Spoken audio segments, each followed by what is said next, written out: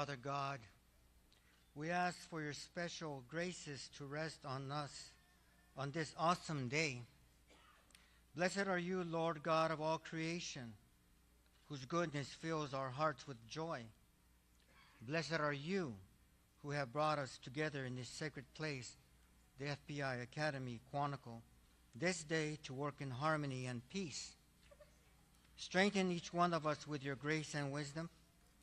Thank you for your story in our lives as we write our history this morning. May you be evident on every page. Por el amor de Dios, for the love of God. Amen. Before we continue, let's take a moment to remember Carlos Wolf and Sandra Cohen, who we lost this week, as well as the 24 law enforcement professionals who died in the line of duty since this session began. Please join me in a moment of silence in their honor.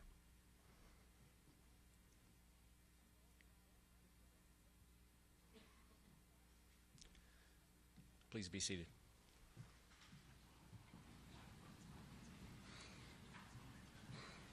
So in the early 1930s, amid Prohibition, the height of the gangster era, there were loud voices calling for a national police force in the United States. The FBI and the major city chiefs and sheriffs offered as an alternative to open a national police training school where we would bring back the finest leaders in law enforcement around the country and create a place where they would exchange best practices and lessons learned. That was the start of this great partnership. During the 270th session of the FBI National Academy, over 3,800 academic credit hours were completed. The men and women graduating here today are the result of a continuous commitment to improve, working side by side, bettering ourselves and our profession. It's my pleasure to introduce today's distinguished members of the Platform Party. If you're able, please hold your applause until after everyone has been introduced. A warm welcome to the President of the United States, the Attorney General of the United States, the Director of the FBI, our class spokesperson, Craig Wiles. Seated in the second row, Greg Chirundolo, DEA Special Agent in Charge here at Quantico, Scott Dumas, President of the National Academy Associates and NA Session 226 graduate, Jeff Walker, Deputy Assistant Director, Don Alway, Deputy Assistant Director, Val Parlave, Executive Assistant Director of the FBI. In the third row, Jose Villegas, FBI Chaplain, Jeff McCormick, Unit Chief of the National Academy Unit, Steve Lehman, Associate Dean, University of Virginia, and John Jarvis, Dean of Academics here at Quantico. Please welcome today's Platform Party.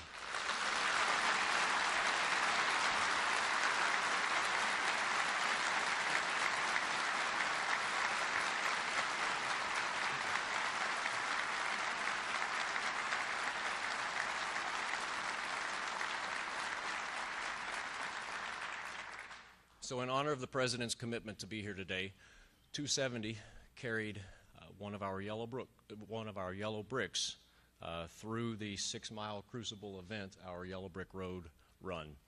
And so the class knows the President just signed that brick backstage, and that will be exhibited here at Quantico in your honor.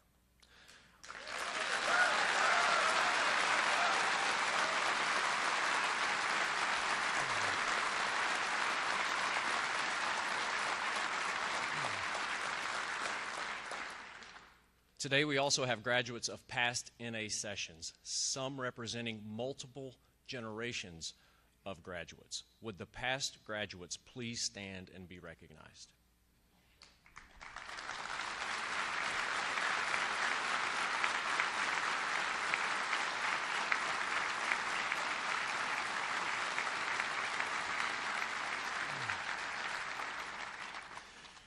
Each graduating class selects a spokesperson to represent them. The spokesperson for 270 is Craig Wiles. Craig Wiles' career spans 37 years. He currently serves as the Associate Special Agent in Charge for the DEA New Orleans Division, where he has operational oversight for 525 agents, task force officers, diversion investigators, and professional staff members in Louisiana, Arkansas, Alabama, and Mississippi. He has been assigned to the Bahamas, Southwest Asia, and major cities throughout the United States. He's conducted high-profile drug investigations in the United States and Afghanistan. He's the recipient of the DEA Administrators Award and received the first DEA Purple Heart from injuries sustained during the 1996 Atlanta Olympics. Craig has been married to Lori for 27 years. They have a daughter, Ashley, and a son, Austin. Please welcome the 270th spokesperson, Craig Wiles.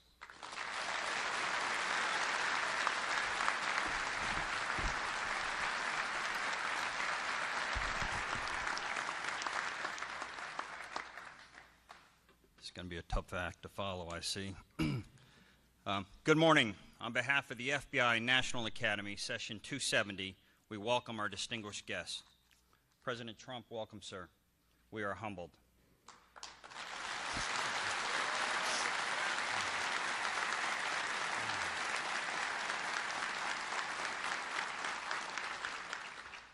Your presence here demonstrates your strong commitment to law enforcement and your strong commitment to the citizens and the communities that we serve. I must tell you, sir, a few days ago we were assembled here in this auditorium and the announcement was made that you would be attending, and this room erupted with energy.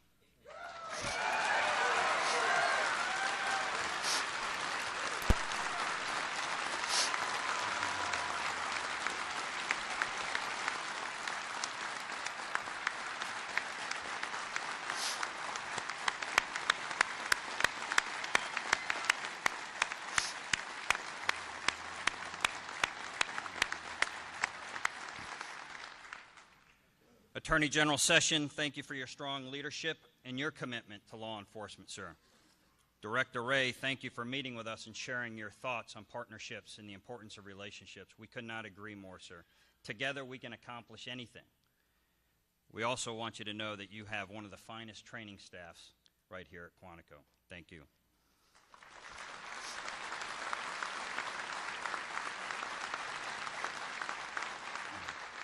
We also welcome the members of the FBI training team here, the National Academy Associates Association, and the many challenged, beautiful people that work for Service Source and Goodwill, who every day work tirelessly to ensure that this academy runs smoothly. 270 welcomes the many active and retired law enforcement officers as well as our military, as represented here today by General Kelly. We welcome the former National Academy graduates, including my father, Ralph Wiles, who 40 years ago this month stood at this very same moment and spoke to his class 110 as a class president. Dad, I listened to you that day, and I've tried to live up to every word. I love you and thank you for your service.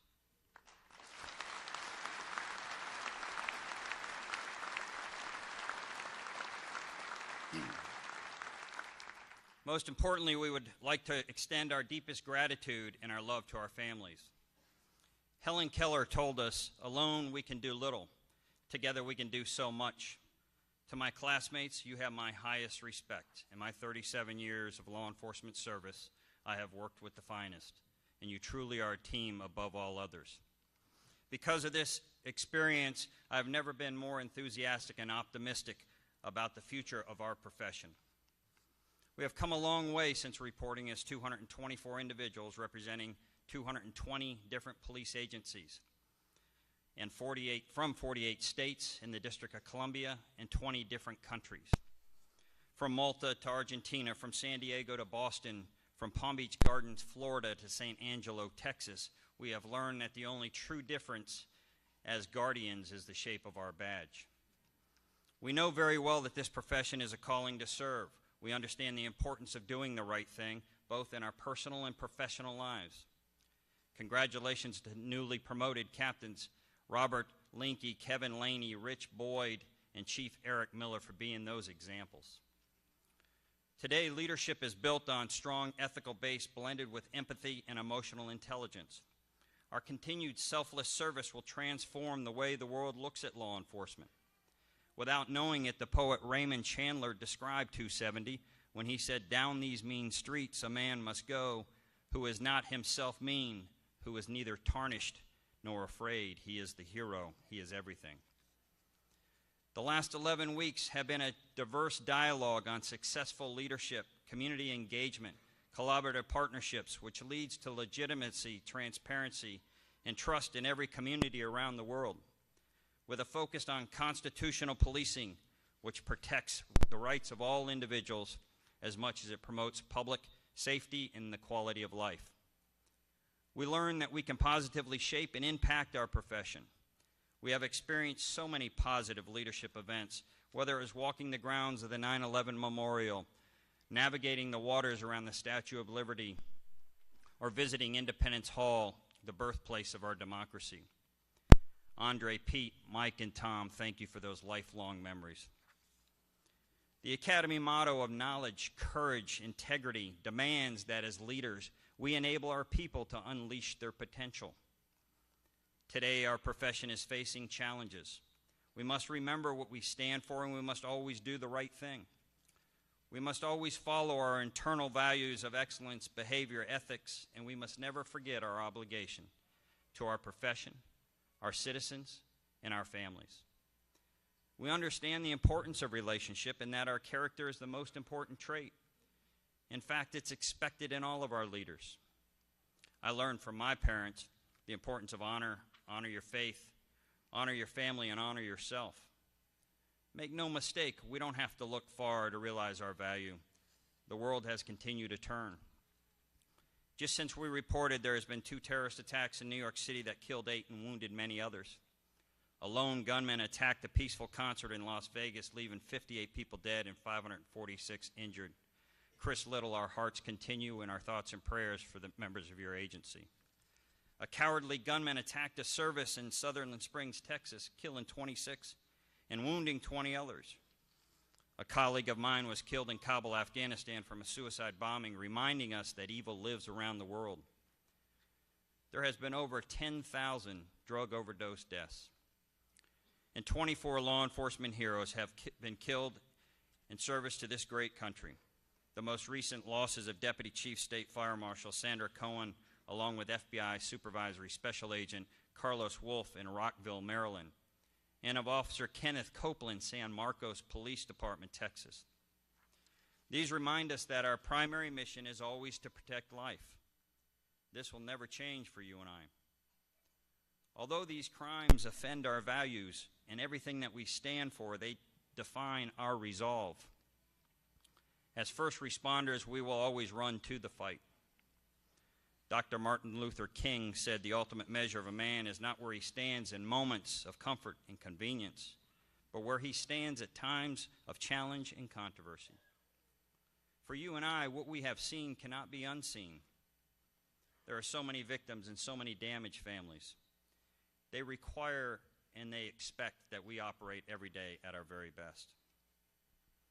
We know that these numbers can be overwhelming for the faint of heart. However, although professionalism, dedication, and perseverance to service for many are just words, for you and me, these words describe our fabric. In fact, they're part of our DNA. It is the relationships developed here that strengthen our skills to face the many evils that threaten our communities.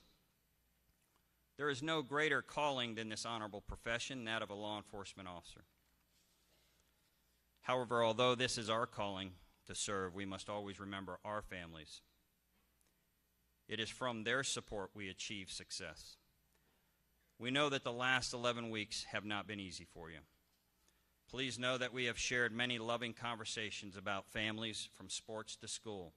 In fact, Rich Bilikoski's wife had a baby boy this past Saturday. Eric Hill learned that his wife is due in April with a baby boy. However, we also shared the loss of 2 mothers and a grandmother. Ken Murray, Al Chandler, Eduardo Martinez, know that you always remain in our thoughts and prayers.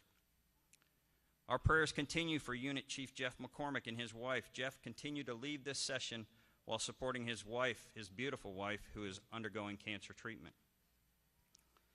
270 represents hundreds of families who have sacrificed more than we will ever know while always cheering us on.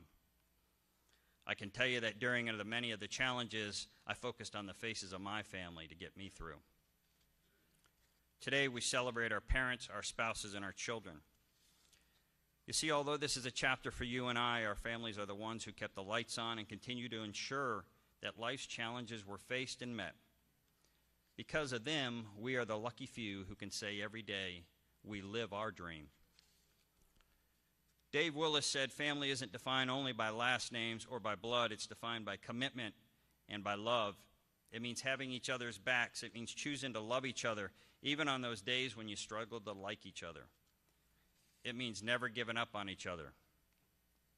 This became 270's ethos as we live this message every day in the classroom, the challenges, and on the yellow brick road. My parents taught me that true empathy requires that you step outside of your own emotions to view things entirely from the perspective of the other person. We're all blessed to have a loving support system. Never forget and make no mistake. For you and I, this is exactly where we were always supposed to be. Our spouses and children had no choice. Today and every day, we should celebrate their unselfish devotion, and we commit to them that we will never miss an opportunity to tell them that we love them. I encourage you to spoil your cheering team at every chance. As it has been said, what we do in life echoes in eternity. Continue to honor your faith, your family, and yourself. Coach Saban said it the best: every day, every play, the right way. And 270 issues a warning to evil. Run and hide if you must, but don't get comfortable. 270 is our family, and we never give up. May God continue to bless each of you and empower you with the confidence and belief that every day you make a difference. Thank you for your service, and I salute you for your dedication and courage.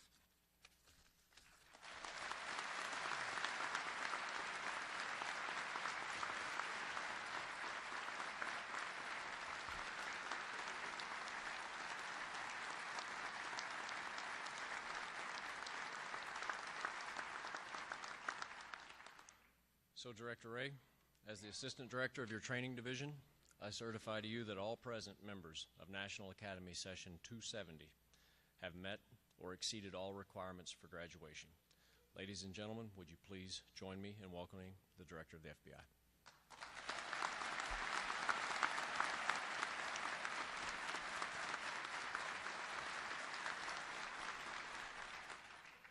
Thanks, Dave. You know, the 269th may have been the first National Academy class that I actually met with, but this class, the 270th, is my first National Academy graduation, and for that reason, I particularly enjoyed all of our conversations last week, so I'm really excited to be here and glad to see you all today. I'd like to extend a special welcome to President Trump and Attorney General Sessions, both of whom we'll hear from in a moment. And I want to thank the families here today. Everybody in this room knows firsthand that our families are the support system that makes law enforcement work. You help us make it through every day, and you're waiting for us when we come home every night. So thank you for being here, and thank you for all the sacrifices and support that you've brought.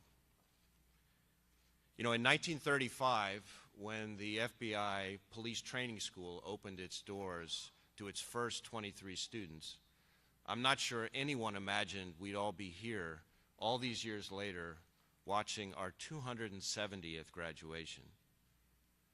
You came to Quantico 10, almost 11 weeks ago as strangers, but you leave today as lifelong friends.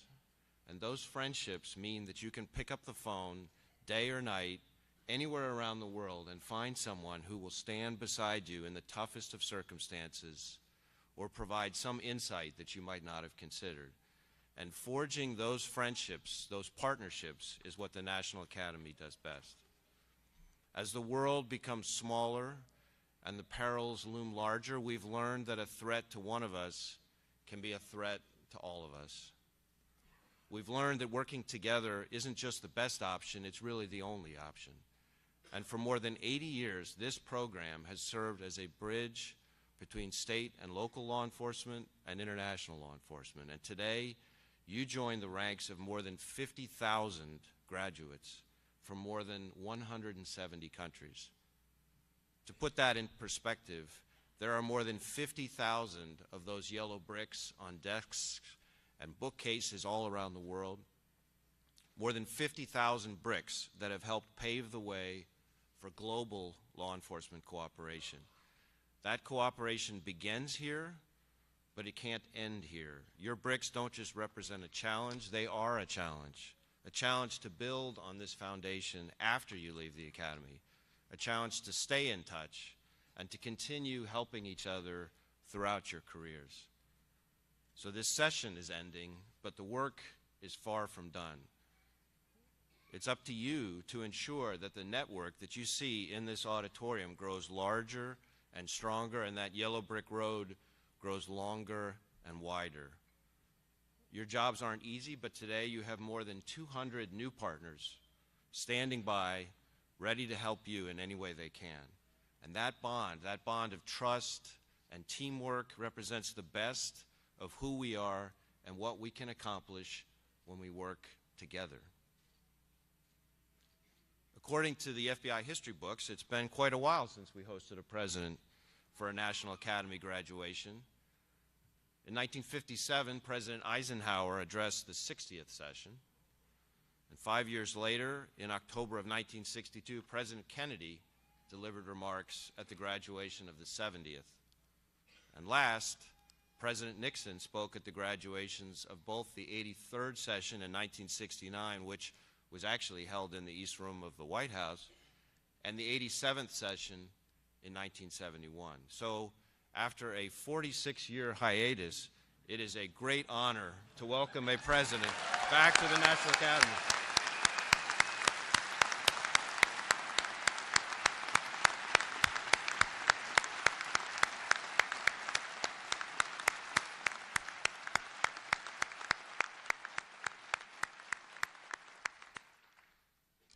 As I was saying to you backstage, Mr. President, the National Academy is one of the FBI's crown jewels. You know, in February, President Trump addressed the Major County Sheriff's Association and called for a great national partnership, a new beginning between law enforcement and the citizens we serve. And by joining us today, he is renewing that call. Mr. President, there is no better place to talk about the importance of partnerships than here at the National Academy, surrounded by some of the finest law enforcement leaders from here at home and around the world. And to the outstanding graduates of the 270th, thank you again for being part of the National Academy, for your support of the FBI, and for all you do and all you will do for law enforcement.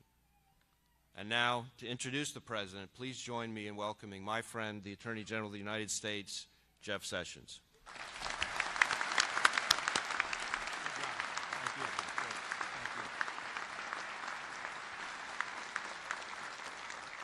Thank you, Chris, and for that introduction and for inviting us to this fabulous academy. The American people appreciate what you do. The American people have always supported law enforcement, and this is a special occasion indeed for these graduates and your families. I have the honor to introduce someone who supports law enforcement officers just as he promised 100%. Donald Trump ran for office as a law and order candidate. I believe that is one of the biggest reasons he won. The American people spoke loud and clear. They want to restore the rule of law, and they want to be safe. Now he is governing as a law and order president. He is fulfilling his campaign promises, and he's delivering results for the American people. The day I was sworn in as Attorney General, he sent us an order. Got to know he knows how to send a clear order. The order was reduce crime in America. Not preside over increasing crime in America, but to reduce it. We embrace that goal, as I know you do, and we are doing that with the indispensable help of our state and local law enforcement partnerships like those represented by these outstanding officers here today. Ladies and gentlemen, please welcome our nation's highest law enforcement official, the President of the United States.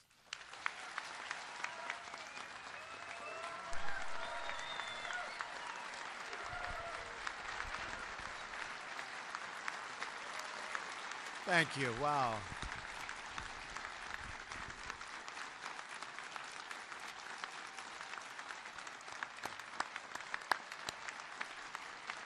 Thank you very much, everybody. That's a lot of years since the last president. And we'll be back. And thank you to Attorney General Sessions. Thank you, Director Wray, Assistant Director Resch, for hosting me here at the FBI National Academy to address our wonderful local police and sheriffs from all over America. Very special honor. And it's an honor to stand here today with the incredible men and women of law enforcement. Thank you.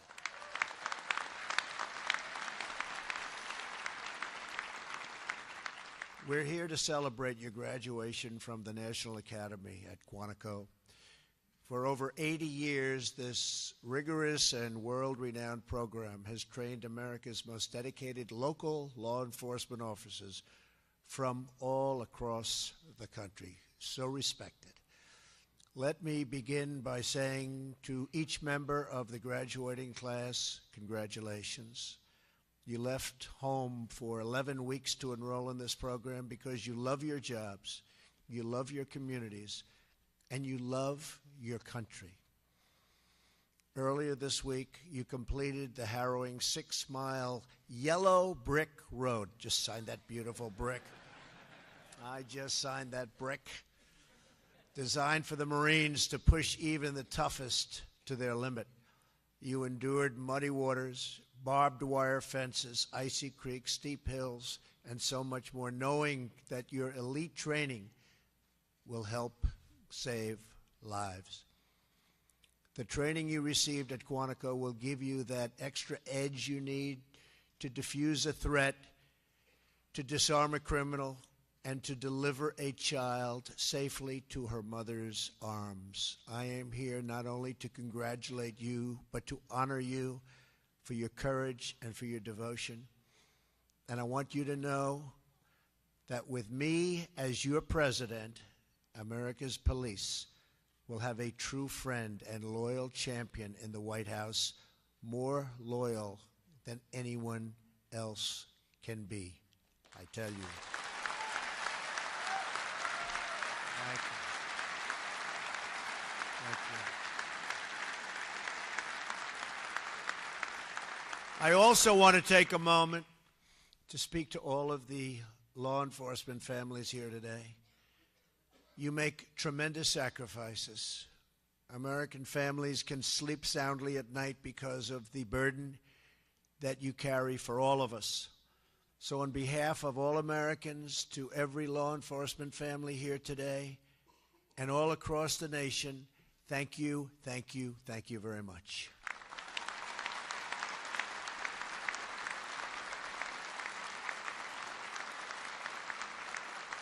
And you do that under the most difficult conditions. You very rarely get the recognition you deserve, I can tell you that. But your families know what you deserve. And ultimately, that's the most important thing, isn't it? It's not a news story when our officers save a life, rescue a family, or stop a crime. It's just another day on the job. Yet no matter the circumstances, you serve tirelessly, selflessly, and heroically. You do it because you really believe in doing your duty and doing it properly. Being a police officer is not just a career, it's a calling, and I've seen it. I have so many friends that are police officers, so many people in the FBI. These are great, great people. These are really heroes for all of us, so thank you very much.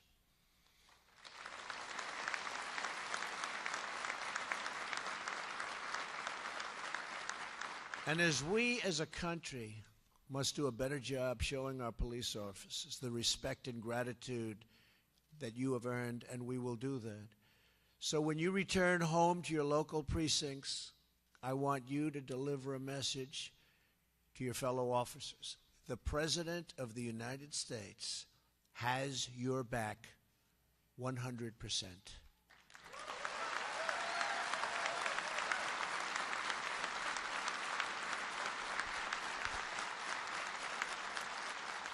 I will fight for you, and I will never, ever let you down, ever.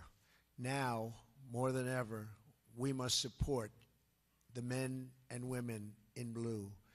In the last 2 years, America has seen a tragic rise in violent crime. In 2015 and 2016, we witnessed the steepest 2-year consecutive increase in murders in nearly half a century. And you look at what's going on in Chicago, what the hell is going on in Chicago? What the hell is happening there?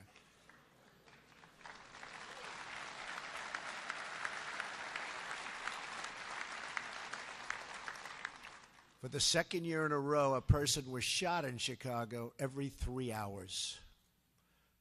You don't think these people in this room can stop that? They'd stop that. They'd stop it.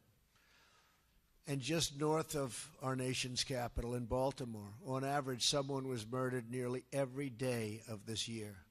Police departments are overstretched, they're underfunded, and they're totally underappreciated, except by me.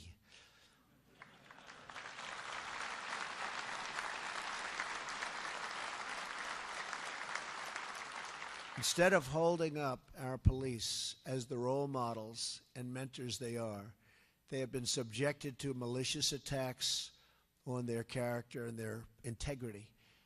This anti-police sentiment is wrong, and it's dangerous, and we will not stand for it. Most concerning of all, we have seen an alarming increase in violent assaults carried out against our police officers. Last year, an officer was assaulted in America on average every 10 minutes. In 2016, more than 140 officers lost their lives serving in the line of duty. These deaths fill our hearts with pain and with grief. Every drop of blood spilled from our men and women in blue is a wound inflicted on our nation. And when a brother or sister in uniform is hurt, on that day, all of America bleeds blue. I want to send a message today to those who threaten violence against our police. We will protect those who protect us. And we believe criminals who kill police officers should get the death penalty.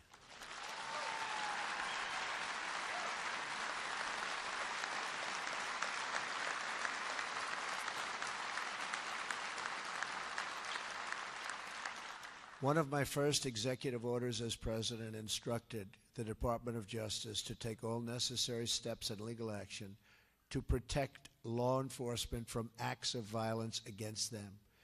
The Department of Justice has also announced more than $98 million in grant funding to help your local police departments hire desperately needed new officers.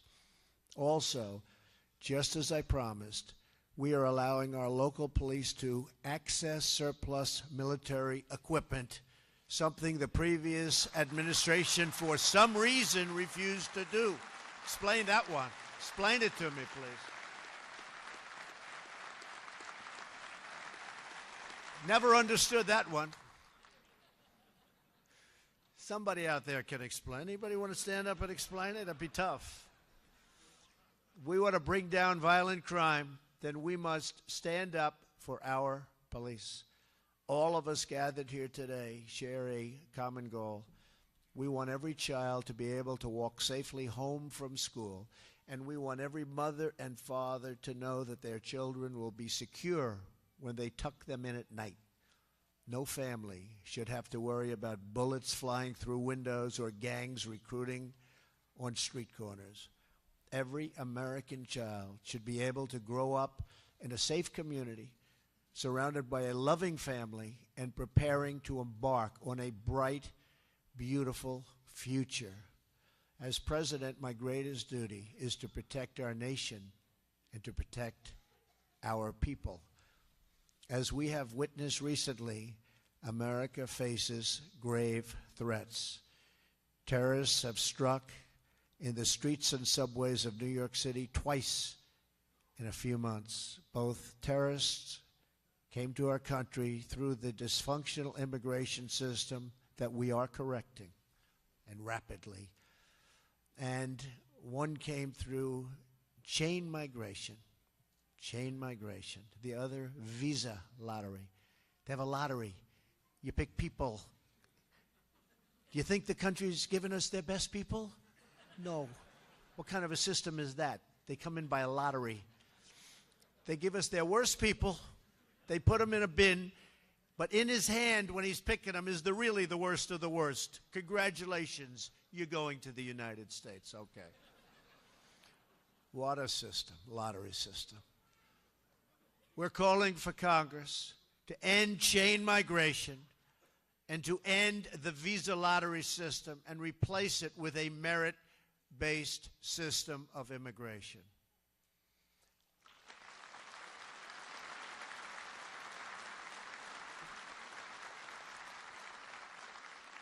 We want a system that puts the needs of American families, taxpayers, and security first.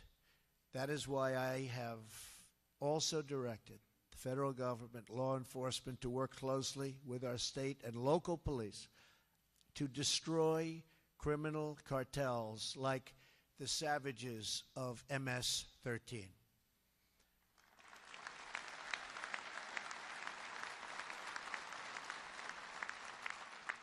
Already this year, the Department of Justice has worked with partners in Central America to arrest and charge roughly 4,000 MS-13 members.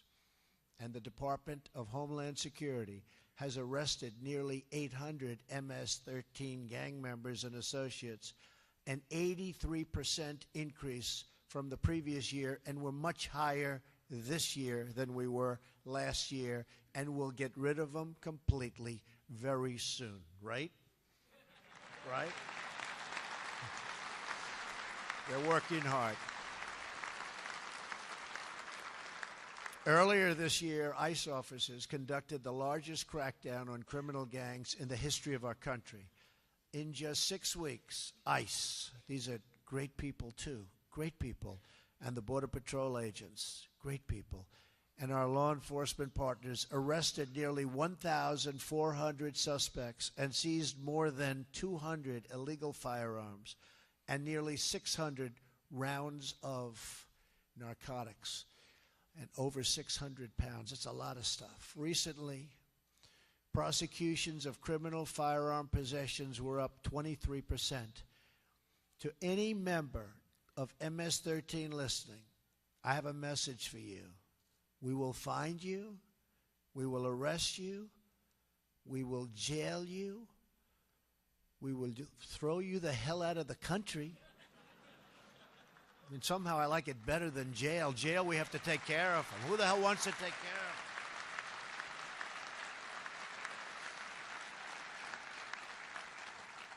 them? You know, the jail stuff is wonderful, but we have to pay for it, right? But these are killers. These are people that are sadists in many cases. We don't want them. We don't want them. They're getting out of here. Our cities should not be sanctuaries for criminals. They should be sanctuaries for Americans. It is our duty to serve the hardworking citizens of our country who raise our families, cherish our values, salute our flag, and make this land our home.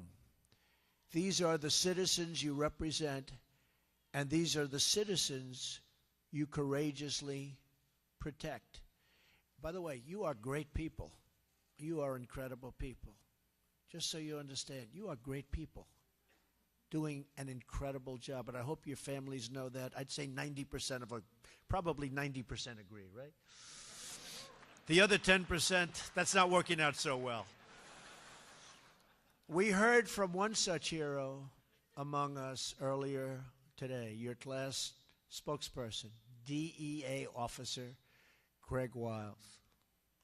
It is truly amazing to see Craig's father sitting in the very seat where Craig himself sat 40 years ago when he was just 15 years old. Where is his father, by the way? Where is his father? Where's your father? There he is.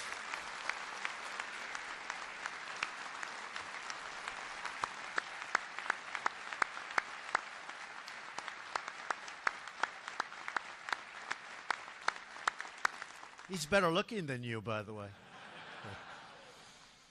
It's a great story, though. It's fantastic.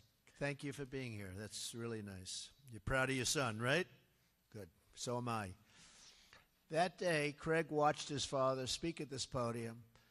When he listened to his father's words, he was filled with pride and such devotion that at that moment he too decided to become a law enforcement officer. Terrific. Today, it's incredible that his own children have joined us for this special moment. His daughter, Ashley, is carrying on the legacy of her father and grandfather. She now serves in law enforcement at the FBI. His son, Austin, is in college, and no matter what he chooses to do, I think we can confidently, and we really can, with great confidence, say that he will always be better because of his father's lifelong example of selflessness and courage and of love. So thank you, Craig, and your family. It's a terrific story, and really is a great honor to be with you. Thank you very much.